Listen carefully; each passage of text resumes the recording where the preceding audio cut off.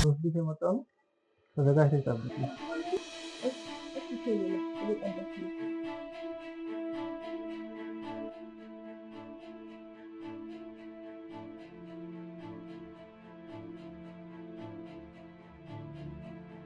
አይሻቸው ሰው እንዴት እንደዚህ አያፍርም? ቆይ የቤተሰቦች ችግር እንኳን አይጠብቅም። ቀላው በእውነት በጣም ነው የሚያስጠላው። ግን በጣም ፈርቻለሁ። ማለት ለምን? ቤተሰቦች የሚቀበሉኝ ይመስልሃል? እናትነቴንም ረሳችሁ እኮ ዝም ስላት ባሰባት። እማዬ ደግሞ መተንፈስ ፍላጎት የምታሟይልኝ ያለ እቅድ ይደረጋል እንዴ? አሁንማ እየጠበቀች ነው። ቶሎ ይሄዳል።